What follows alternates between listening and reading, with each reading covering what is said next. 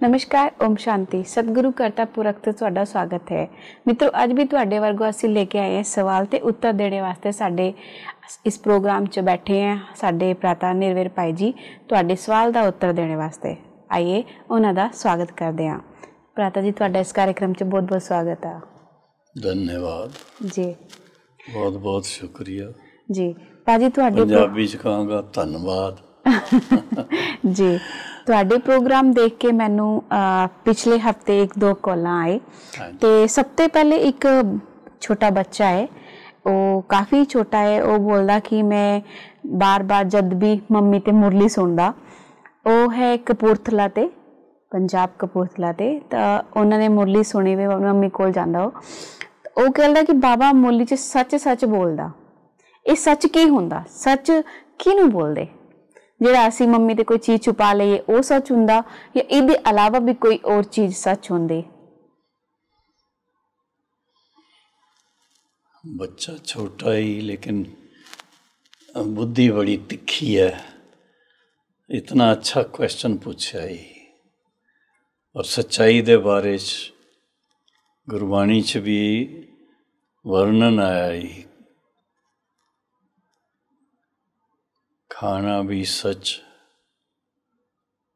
जी, पहनना भी सच, बोलना भी सच, देखना भी सच। तो सच दी बड़ी महिमा हैगी है। ते सच बोलन च बाबा कहंदा ही सच बोलणगे हो ते तुसी नचदे रहणगे हो, खुशी च रहणगे हो। अगर तुसी कोई गल नूं छुपाउणगे हो, फिर एक गल नूं छुपाउण वास्ते 10 गल्लां होर, जिस तरह कहंदे एक झूठ बोलणगे हो ते ਉਹਨੂੰ छुपाउण वास्ते फिर होर कई बार झूठ बोलना पएगा और फिर तुहाडे मन च अंदर अंदर मन खाएगा, वो अच्छा नहीं लगदा।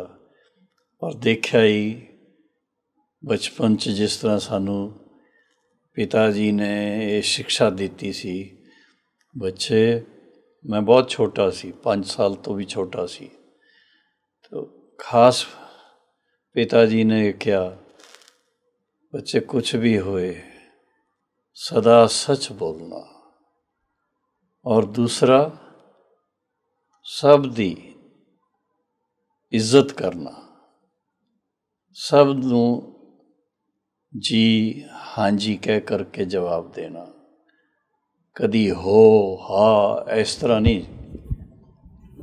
क्योंकि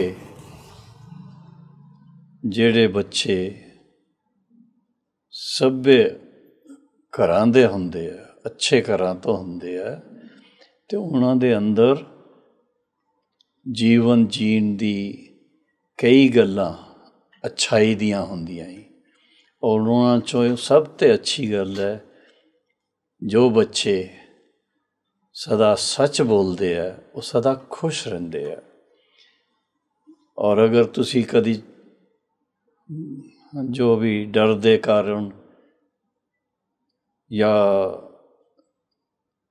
अपनी कोई कमज़ोरी दे कारण सच नहीं बोलिया, झूठ बोल देता, तो फिर तुहाडा मन खाएगा।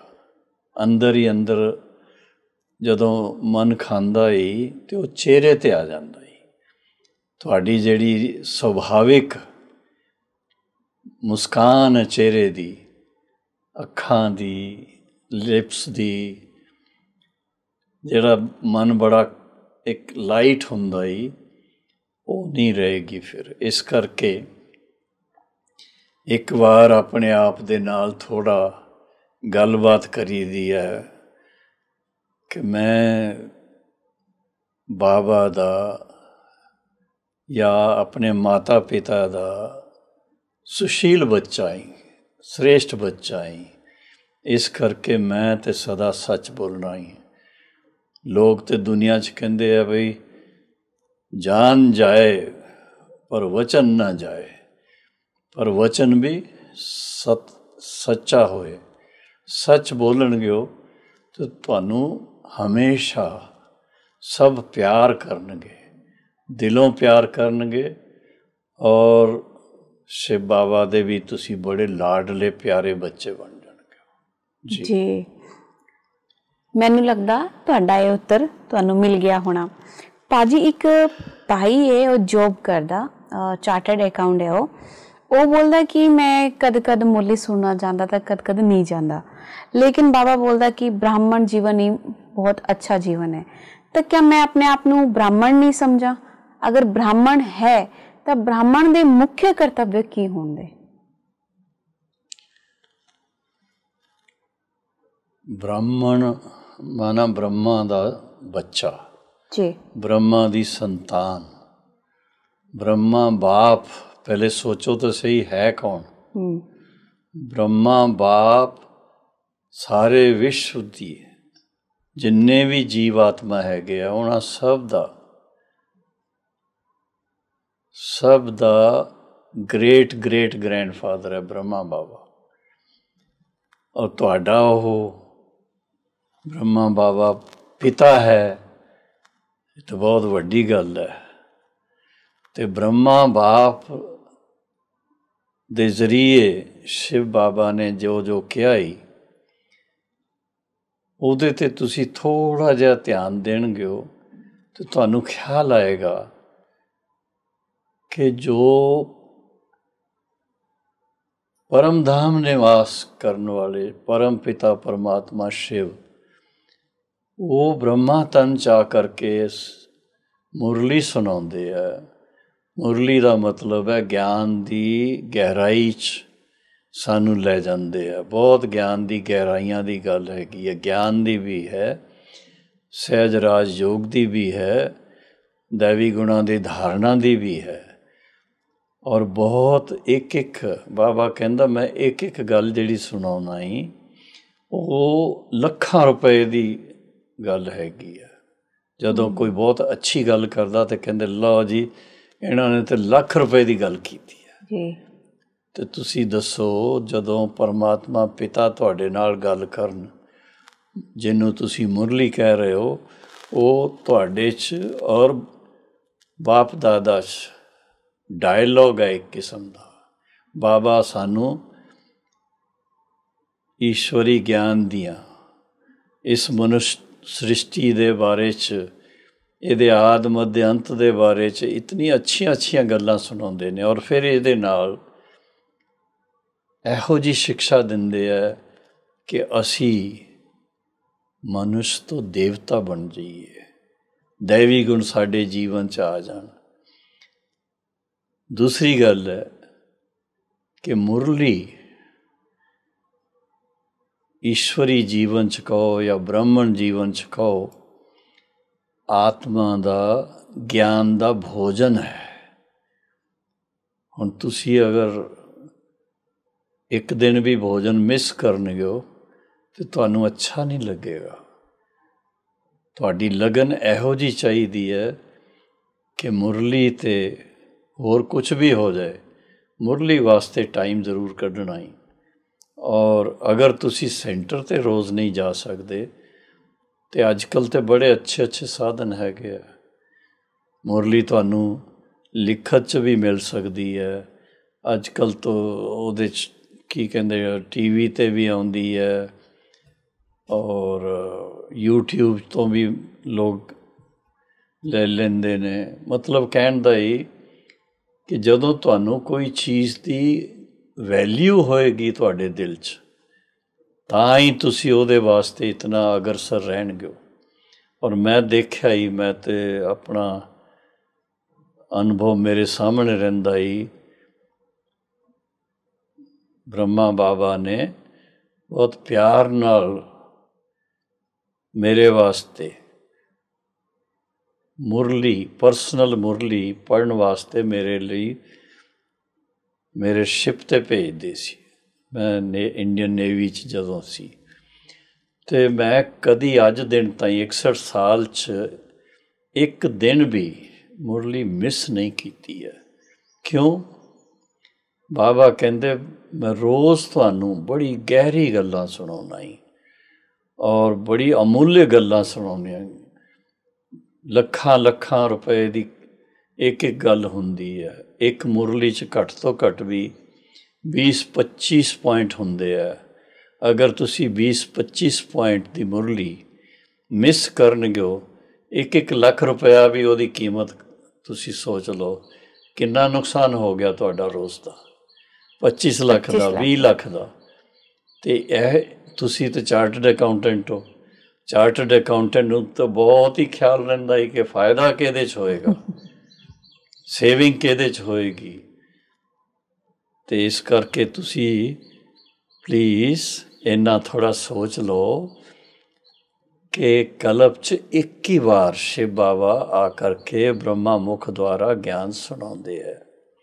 ਬਾਰ ਬਾਰ ਨਹੀਂ ਆਉਂਦੇ। 5000 ਸਾਲ 'ਚ ਇਹ ਇੱਕ ਜਨਮ ਵਾਸਤੇ ਆਉਂਦੇ ਨੇ, ਔਰ ਉਹ ਵੀ 84 ਸਾਲ ਹੋ ਗਏ ਉਹਨਾਂ ਦੇ ਇਸ ਧਰਾ 'ਤੇ ਆਏ ਹੋਏ।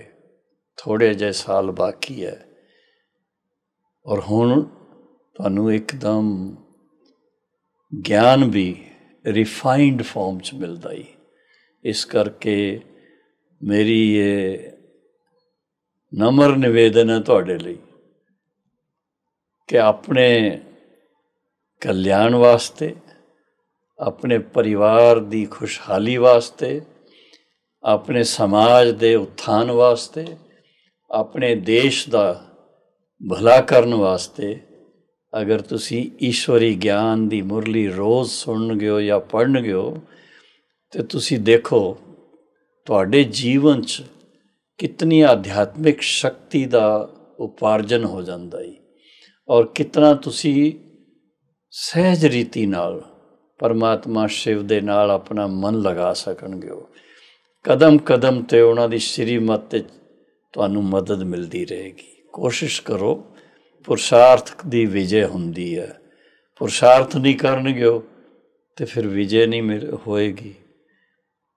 ਵਿਜੇ ਨਹੀਂ ਹੋਣਾ ਮਾਨਾ ਫਿਰ ਤੁਸੀਂ ਸਮਝ ਸਕਦੇ ਹੋ ਇਹਦੇ ਅਪੋਜ਼ਿਟ ਕੀ ਹੋਏਗਾ। ਅਤੇ ਮੈਂ ਤਾਂ ਇਹੀ ਕਹਾਂਗਾ ਕਿ ਤੁਸੀਂ ਜਿਹੜੇ 24 ਘੰਟੇ ਦਾ ਟਾਈਮ ਹੈ ਉਹਦੇ 'ਚੋਂ 23 ਘੰਟੇ ਦੂਸਰੇ ਗੱਲਾਂ ਵਾਸਤੇ ਰੱਖ ਲਓ, ਲੇਕਿਨ 1 ਘੰਟਾ, ਅੱਧਾ ਘੰਟਾ ਬਾਬਾ ਦੀ ਯਾਦ ਵਾਸਤੇ, ਅੱਧਾ ਘੰਟਾ ਗਿਆਨ ਦੀ ਮੁਰਲੀ ਸੁਣਨ ਵਾਸਤੇ ਜਾਂ ਪੜ੍ਹਨ ਵਾਸਤੇ, ਇਤਨਾ ਤੁਸੀਂ ਕਰ ਲੈਣਗੇ ਹੋ ਅਤੇ ਤੁਸੀਂ 100% ਸਫਲ ਹੋ ਜਾਣਗੇ।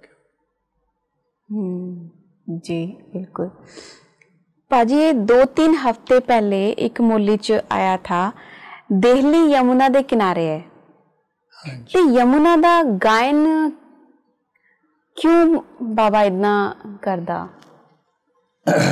की मतलब होया यमुना दे किनारे साडी दिल्ली है, मतलब इतना व्याख्या कानू बाबा बोलते यमुना यमुना?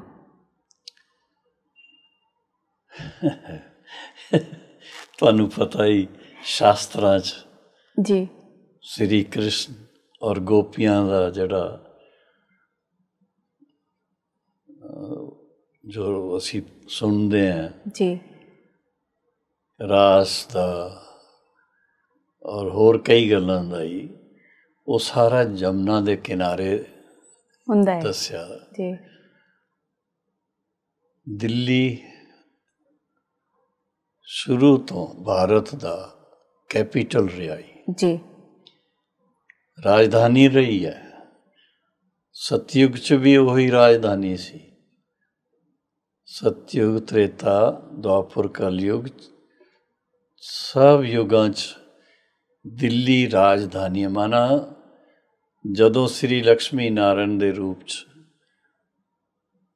ਉੱਥੇ ਰਾਜ ਕਰਨਗੇ ਅਤੇ ਉਸ ਵੇਲੇ ਜਮਨਾ ਦਾ ਕਿਨਾਰਾ ਹੀ ਹੈ। ਔਰ ਜਮਨਾ ਦੇ ਕਿਨਾਰੇ ਹੋਣ ਕਰਕੇ ਜਮਨਾ ਦਾ ਪਾਣੀ ਬੜਾ ਸਾਫ਼ ਰਹਿੰਦਾ ਸੀ ਉਹਨਾਂ ਦਿਨਾਂ 'ਚ, ਸਾਫ਼ ਸਵੱਛ, ਔਰ ਉਹ ਪਾਣੀ ਸਾਰੇ ਸ਼ਹਿਰ ਨੂੰ ਮਿਲਦਾ।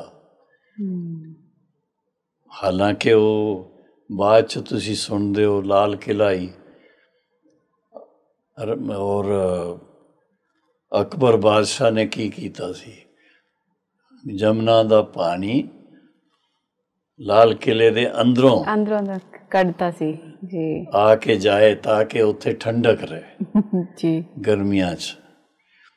ਅਤੇ ਉਹ ਤਾਂ ਗੱਲ ਅਲੱਗ ਹੈ, ਲੇਕਿਨ ਜਮਨਾ ਜੀ ਬਹੁਤ ਮਸ਼ਹੂਰ ਹੈ। ਉਹਨਾਂ ਦਾ ਜਿਹੜਾ ਵਰਣਨ ਹੈ ਉਹ ਸ੍ਰੀ ਕ੍ਰਿਸ਼ਨ ਦੇ ਨਾਲ, ਗੋਪੀਆਂ ਦੇ ਨਾਲ, ਹੋਰ ਕਈ ਉਹਨਾਂ ਦੀ ਕਹਾਣੀਆਂ ਹੈਗੀਆਂ। ਅਤੇ ਜਮਨਾ ਜੀ ਦਾ ਜਿਹੜਾ ਪਾਣੀ ਹੈ ਇਸ ਵੇਲੇ ਹੋ ਸਕਦਾ ਇਤਨਾ ਸਾਫ਼ ਨਾ ਹੋਏ। ਉਹਦੇ ਕਈ ਕਾਰਨ ਹੈ, ਮੈਂ ਉਹਦੇ 'ਚ ਨਹੀਂ ਜਾਣਾ। ਲੇਕਿਨ ਜਮਨਾ ਜੀ ਪਹਿਲੇ ਜ਼ਮਾਨੇ 'ਚ ਸ਼ੁਰੂ ਤੋਂ ਲੈ ਕਰਕੇ ਜਦੋਂ ਵੀ ਕੋਈ ਸ਼ਹਿਰ ਕਿਤੇ ਵੱਸਦਾ ਸੀ ਅਤੇ ਉਹ ਵੱਸਦਾ ਸੀ ਰਨਿੰਗ ਰਿਵਰ ਦੇ ਕਿਨਾਰੇ। ਔਰ ਦਿੱਲੀ ਇੱਕ ਇਹੋ ਜਿਹੀ ਜਗ੍ਹਾ ਹੈ ਜੋ ਸਾਰੇ ਹਿੰਦੁਸਤਾਨ ਦੇ ਵਾਸਤੇ ਇੱਕ ਸੈਂਟਰਲ ਜਗ੍ਹਾ ਮੰਨੀ ਜਾਏਗੀ। ਚਾਰੇ ਪਾਸਿਓਂ ਦਿੱਲੀ ਇੱਕਦਮ ਸਭ ਵਾਸਤੇ, ਹਰ ਇੱਕ ਵਾਸਤੇ, ਸੰਪਰਕ ਵਾਸਤੇ, ਕਾਰੋਬਾਰ ਦੇ ਵਾਸਤੇ, ਰਾਜ ਕਰਨ ਵਾਲੇ ਲੋਕਾਂ ਦੇ ਵਾਸਤੇ ਆਈਡੀਅਲ ਪਲੇਸ ਹੈ। ਇਸ ਕਰਕੇ ਦਿੱਲੀ ਔਰ ਫਿਰ ਦਿੱਲੀ ਦੇ ਨਾਲ ਜਮਨਾ ਜੀ ਦਾ ਬੜਾ ਹੀ ਆਪਸ 'ਚ ਸੰਬੰਧ ਹੈਗਾ ਜੀ। ਦਿੱਲੀ ਦਾ ਸਤਯੁਗ 'ਚ ਨਾਂ ਥੋੜ੍ਹਾ ਬਦਲੀ ਹੋ ਜਾਂਦਾ ਜੀ। ਇੰਦਰਪ੍ਰਸਥ ਜੀ, ਸਤਯੁਗ 'ਚ ਦਿੱਲੀ ਨੂੰ ਇੰਦਰਪ੍ਰਸਥ ਕਹਿੰਦੇ ਸੀ। ਇੰਦਰਪ੍ਰਸਥ ਮਾਨਾ ਸਵਰਗ ਦੀ ਰਾਜਧਾਨੀ। ਅਤੇ ਇਸ ਕਰਕੇ ਦਿੱਲੀ ਦਾ ਤਾਂ ਬਹੁਤ ਜਮਨਾ ਜੀ ਦੇ ਨਾਲ ਬੜਾ ਹੀ ਗਹਿਰਾ ਸੰਬੰਧ ਹੈ। ਸਾਰੇ ਦਿੱਲੀ ਨੂੰ ਪਾਣੀ ਮਿਲਦਾ ਹੀ ਜਮਨਾ ਜੀ ਤੋਂ ਹੈ, ਪੀਣ ਵਾਸਤੇ ਵੀ, ਨਹਾਉਣ ਵਾਸਤੇ ਵੀ। ਔਰ ਫਿਰ ਇਹਦੇ ਨਾਲ ਚਾਰੋਂ ਤਰਫ ਹਰਿਆਲੀ ਜਿਹੜੀ ਰਹਿੰਦੀ ਹੈ ਉਹ ਵੀ ਪਾਣੀ ਉੱਥੋਂ ਹੀ ਮਿਲਦਾ ਹੀ। ਜੀ ਬਿਲਕੁਲ। ਭਾਜੀ, ਅਸੀਂ ਜਿਹੜਾ ਕੋਈ ਵੀ ਪਲਾਨ ਅਸੀਂ ਬਣਾਉਂਦੇ ਕੋਈ ਸੇਵਾ ਦਾ, ਉਹ ਪ੍ਰੈਕਟੀਕਲ ਕਰਨ ਵਾਸਤੇ ਸਾਡੇ ਕੋਲ ਕਿਹੜੀ ਸ਼ਕਤੀ ਦੀ आवश्यकता ਹੁੰਦੀ? ਕੌਣ ਜਿਹੀ ਸ਼ਕਤੀ ਅਸੀਂ ਪ੍ਰੈਕਟੀਕਲ 'ਚ ਲੈ ਕੇ ਆਈਏ? ਕੋਈ ਵੀ ਸੇਵਾ ਦਾ ਪਲਾਨ ਹੋਏ ਜੀ ਅਤੇ ਉਹਦੇ ਬਾਰੇ 'ਚ 3-4 ਗੱਲਾਂ ਦਾ ਧਿਆਨ ਰੱਖੀਦਾ ਜੀ। ਪਹਿਲੀ ਗੱਲ ਹੈ ਕਿ ਜੋ ਤੁਸੀਂ ਖਿਆਲ ਕੀਤਾ ਕਿ ਇਹ ਸੇਵਾ ਕਰਨੀ ਹੈ, ਉਹਦਾ ਗਹਿਰਾਈ ਨਾਲ ਸੋਚਣਾ ਹੈ ਕਿ ਉਹਦੀ ਜ਼ਰੂਰਤ ਹੈ ਜਾਂ ਦਿਖਾਵੇ ਵਾਸਤੇ ਕਰਨੀ ਹੈ। ਅਤੇ ਉਹ ਗਹਿਰਾਈ ਨਾਲ ਉਹਨੂੰ ਸੋਚ ਕਰਕੇ ਕਿ ਹਾਂ आवश्यकता ਹੈ। ਉਸ ਤੋਂ ਬਾਅਦ ਦੂਸਰਾ ਸਟੈਪ ਹੈ ਕਿ ਉਹ ਕਿਸ ਤਰ੍ਹਾਂ ਦੀ ਉਹਦੀ ਪਲੈਨਿੰਗ ਹੋਣੀ ਚਾਹੀਦੀ ਹੈ। ਪਲੈਨਿੰਗ ਦੇ ਵਿੱਚ 2 ਗੱਲਾਂ ਦਾ ਧਿਆਨ ਰੱਖੀਦਾ, ਕੁਆਲਿਟੀ ਸਰਵਿਸ ਔਰ ਕੁਆਂਟਿਟੀ ਸਰਵਿਸ, ਦੋਨਾਂ ਦਾ ਬੈਲੈਂਸ ਚਾਹੀਦਾ ਹੈ। ਇਹੋ ਜਿਹੀ ਜਗ੍ਹਾ ਉਹ ਸਰਵਿਸ ਦਾ ਪ੍ਰੋਗਰਾਮ ਬਣਾਓ ਜਿੱਥੇ ਕਿ ਅਧਿਕ ਤੋਂ ਅਧਿਕ ਸੰਖਿਆ 'ਚ ਲੋਕ ਲਾਭ ਲੈ ਸਕਣ। ਔਰ ਫਿਰ ਉਸ ਦੇ ਨਾਲ ਇਹੋ ਜਿਹੇ ਲੋਕ ਜਿਹੜੇ ਵੈਸੇ ਇਤਨਾ ਟਾਈਮ ਉਹਨਾਂ ਨੂੰ ਨਹੀਂ ਮਿਲਦਾ, ਲੇਕਿਨ ਤੁਹਾਡਾ ਉਹ ਪ੍ਰੋਗਰਾਮ ਸੁਣ ਕਰਕੇ ਖੁਸ਼ੀ ਖੁਸ਼ੀ ਆ ਕਰਕੇ ਉਹਦੇ 'ਚ ਸ਼ਾਮਿਲ ਹੋਣ। ਤੀਸਰੀ ਗੱਲ ਹੈ ਕਿ ਔਰਗਨਾਈਜ਼ ਕਰਨ ਵੇਲੇ ਔਰਗਨਾਈਜ਼ਰਸ ਬਹੁਤ ਹੀ ਸਮਝਦਾਰ, ਗਿਆਨਵਾਨ, ਯੋਗਯੁਕਤ ਔਰ ਸੇਵਾ ਭਾਵਨਾ ਵਾਲੇ ਚਾਹੀਦੇ ਹੈ, ਦਿਖਾਵੇ ਵਾਲੇ ਨਹੀਂ ਚਾਹੀਦੇ। ਬੜੀ ਸਰਲਤਾ ਨਾਲ ਸਭ ਦੇ ਨਾਲ ਵਿਵਹਾਰ ਕਰਨਗੇ, ਬੜੇ ਪਿਆਰ ਨਾਲ ਉਹਨਾਂ ਨੂੰ ਗਿਆਨ ਦੀ ਗੱਲ ਕੋਈ ਸੁਣਾਉਣਗੇ ਜਾਂ ਯੋਗਯੁਕਤ ਹੋ ਕਰਕੇ ਮੈਡੀਟੇਸ਼ਨ ਕਰਾਉਣਗੇ। ਉਹਦਾ ਲੋਕਾਂ ਨੂੰ ਇਤਨਾ ਲਾਭ ਮਿਲਦਾ ਹੀ, ਉਹਨਾਂ ਦੇ ਦਿਲ 'ਚੋਂ ਛਪ ਜਾਂਦਾ ਹੀ। ਇਹੋ ਜਿਹੀ ਹਿਰਦੇ ਸਪਰਸ਼ੀ ਸੇਵਾ ਹੋਏਗੀ ਅਤੇ ਲੋਕਾਂ ਨੂੰ ਤੁਹਾਡੀ ਸੇਵਾ ਦੀ ਬੜੀ ਵੈਲਿਊ ਰਹੇਗੀ, ਬਹੁਤ ਕੀਮਤ ਰਹੇਗੀ ਉਹਦੀ। ਔਰ ਉਹ ਚਾਹੁਣਗੇ ਕਿ ਇਹੋ ਜਿਹੀ ਪ੍ਰਦਰਸ਼ਨੀ ਜਾਂ ਇਹੋ ਜਿਹਾ ਸੈਮੀਨਾਰ ਜਾਂ ਇਹੋ ਜਿਹਾ ਮੇਲਾ ਹੋਰ ਦੂਸਰੀ ਜਗ੍ਹਾ ਵੀ ਕਿਤੇ ਰੱਖਣ ਔਰ ਉਹਦੇ ਵਾਸਤੇ ਉਹ ਨਿਮਿਤ ਬਣ ਜਾਂਦੇ ਆ। ਉਹਦਾ ਜੋ ਵੀ ਕੋਈ ਅਰੇਂਜਮੈਂਟ ਕਰਨਾ ਹੋਏ, ਖਰਚਾ ਕਰਨਾ ਹੋਏ, ਉਹਦੇ ਵਾਸਤੇ ਵੀ ਤਿਆਰ ਹੋ ਜਾਂਦੇ ਆ। ਅਤੇ ਇਹ ਸੇਵਾ 'ਚ ਵਿਸ਼ੇਸ਼ ਗੱਲ ਦਾ ਧਿਆਨ ਰੱਖਣਾ ਹੀ ਕਿ ਸੇਵਾ ਦਿਖਾਵੇ ਵਾਸਤੇ ਨਹੀਂ ਹੈ, ਲੇਕਿਨ ਜਨ ਜਨ ਦੀ ਸੇਵਾ, ਅਰਥਾਤ ਜੋ ਚੀਜ਼ ਉਹਨਾਂ ਦੇ ਜੀਵਨ 'ਚ ਮਿਸਿੰਗ ਹੈ ਉਹ ਤੁਸੀਂ ਉਹਨਾਂ ਦੇ ਜੀਵਨ 'ਚ ਲਾ ਕਰਕੇ ਉਹਨਾਂ ਨੂੰ ਸਦਾ ਸੁਖੀ ਬਣਾਉਣਾ ਚਾਹੁੰਦੇ ਹੋ। ਉਹ ਕਿਹੜੀ ਚੀਜ਼ ਹੈ? ਆਧਿਆਤਮਿਕ ਗਿਆਨ ਦੀ ਕਮੀ ਹੈ, ਪਰਮਾਤਮਾ ਪਿਤਾ ਦੇ ਬਾਰੇ 'ਚ ਜਾਣਕਾਰੀ ਦੀ ਕਮੀ ਹੈ, ਔਰ ਫਿਰ ਉਹਨਾਂ ਨੂੰ ਕਿਸ ਤਰ੍ਹਾਂ ਦਿਲ 'ਚ ਯਾਦ ਕਰਨਾ ਹੀ, ਜਿਹਨੂੰ ਅਸੀਂ ਕਹਿੰਦੇ ਹਾਂ ਮੈਡੀਟੇਸ਼ਨ, ਉਹਦੇ ਬਾਰੇ 'ਚ ਬਿਲਕੁਲ ਨਹੀਂ ਲੋਕ ਜਾਣਦੇ। ਅਤੇ ਇਹ ਗੱਲਾਂ ਅਗਰ ਉੱਥੇ ਕਰ ਸਕਦੇ ਹੈ ਤਾਂ ਉਹਦਾ ਫਾਇਦਾ ਸਭ ਨੂੰ ਮਿਲੇਗਾ।